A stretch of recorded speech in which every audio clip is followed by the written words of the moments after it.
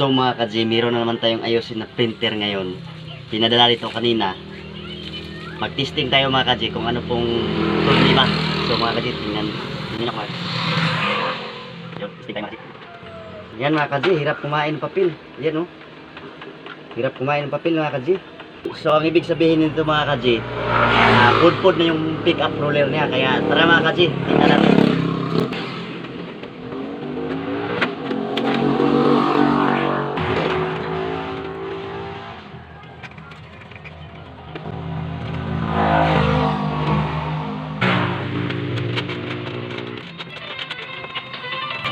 Ito yung pick up niya mga ka-G, nipis na nga yan oh, pudpud na oh. Ayan, kaya hindi siya makakain ng maayos, yan oh, pudpud na. Ngayon mga ka-G, ang gagawin natin na ito ngayon, labhan natin tapos baliktarin natin mga ka-G. So tara mga ka-G.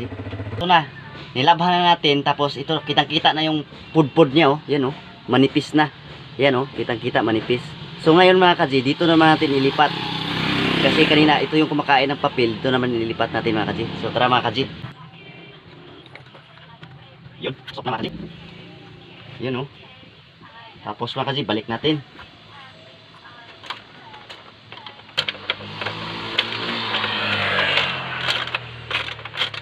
Yun.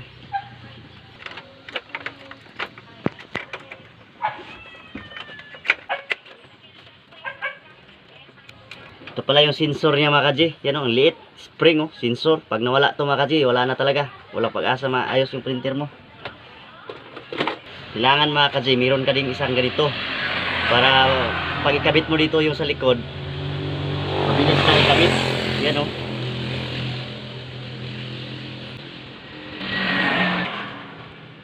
Mga ka-G, pasok na. So, gawin natin, testing tayo.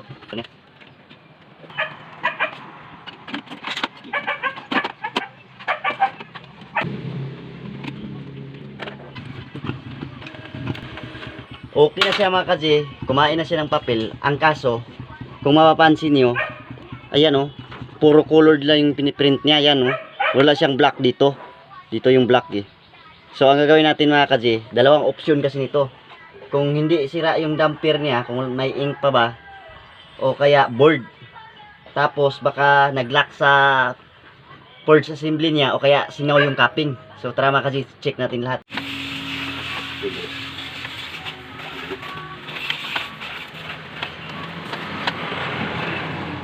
Ayun mga ka-G, kung hihigupan siya dito, singaw. Ayun mga ka-G, kung hihigupan mo siya dito, singaw. So ang ibig sabihin nito, yung capping niya, talagang laylay na yung spring niya. Kaya try mga ka-G, buksan natin yan oh. Oh, lambot oh. So mga ka-G, ito na yung capping niya. Yan oh, yung capping. Baklasin natin. Ayan mga ka-G, ito yung capping niya. So ang gagawin natin ito mga ka-G, tanggalin natin yung ano, capping. Yun, ang dala mga ka-G. Yun. So mga ka-G, kung mapapansin nyo, itong dalawang to, ito yung spring, laylay na. Ang gagawin natin ito, hilain natin. Yan o. Yan. Yan, hila lang. Hindi naman masyadong hila ng hila. Yan lang. Yan ganyan nakahaba lang hila. Yan o, balik natin. Itong isa, ganun din. Kailangan pantay siya.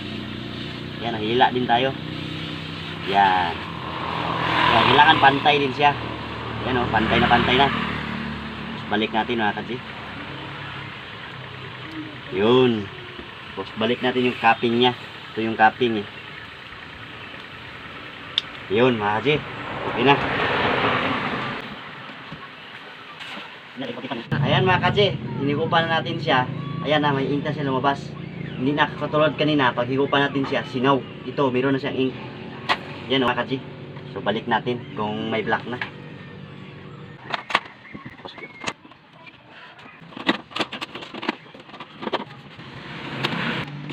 Tingnan tayo kung may black na mga ka-G. Yun. Yun mga ka-G, nagpiprint na.